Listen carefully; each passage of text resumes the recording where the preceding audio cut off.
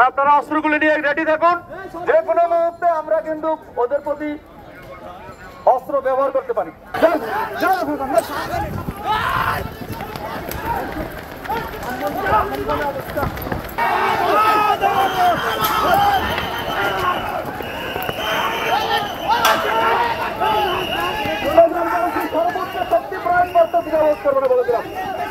আমাদের গায়ে কিন্তু ইট লাগতেছে ভাই, আমরা কিন্তু অনুরোধ করে বলতেছি, বারবার বলতেছি, কিন্তু আমরা কিন্তু কোনো স্বার্থ নয়, শান্তি রক্ষার জন্য, দেশের শান্তি বজায় রাখার জন্য আমরা কিন্তু প্রতিহত করার চেষ্টা করতেছি। কিন্তু আপনারা আমাদেরকে ইট নিক্ষেপ করতেছেন, আমাদের অনেক সদস্য আহত হয়েছে এবং এই ইটের মাধ্যমে একটা লোকের মৃত্যু হতে পারে। সাংবাদিক ভাইরা এখানে আছেন, ওদের তো তেমন একটা নিরাপত্তা নেই, কারণ ওদের নিরাপদ সামগ্রী নেই, ওদের গায়ে লাগলে একটা মানুষ মারাও যেতে পারে।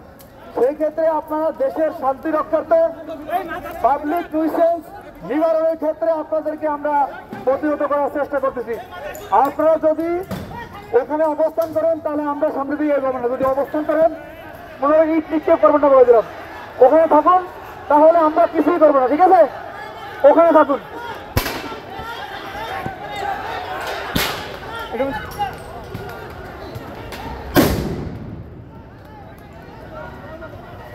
টানা তৃতীয়বার অর্জন করেছে দেশের সেরা সুপার ব্র্যান্ড স্বীকৃতি বসুন্ধরা টিস্যু।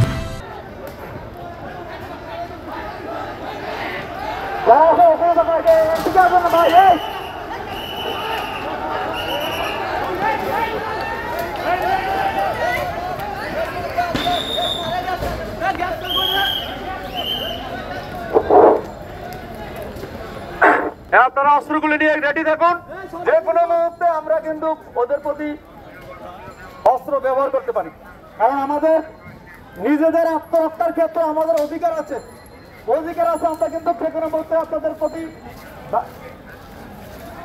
আপনারা কিন্তু এদিকে আসবেন না বলে দিলাম, বারবার বলতেছি, শুনেন, আমরা অনুরোধ করতেছি আপনারা ওখানে অবস্থান করুন, আমরা এদিকে ওখানে থাকেন প্লিজ, আপনি যেখানে আছেন আপনারা প্লিজ ওখানে, ওকে ওকে শিওর, ওখানে থাকুন, আমরা আসবো না।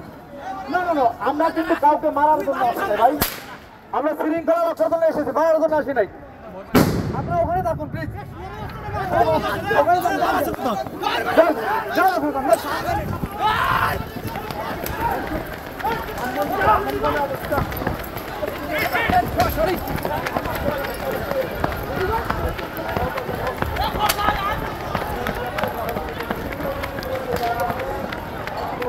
দর্শক, আপনারা দেখছেন ধানমন্ডি 32-এ শিক্ষার্থী আন্দোলনকারীরা এবং পুলিশের মধ্যে ধাওয়া পাল্টা ধাওয়া। পুলিশ বারবার তাদেরকে বলছে এই জায়গাটি থেকে শান্তিপূর্ণভাবে অবস্থান করার জন্য, কিন্তু তারাও ইট পাটকেল ছুটছে এবং পুলিশও সাউন্ড গ্রেনেড নিক্ষেপ করছে। সেই চিত্র কিন্তু আপনারা দেখছেন।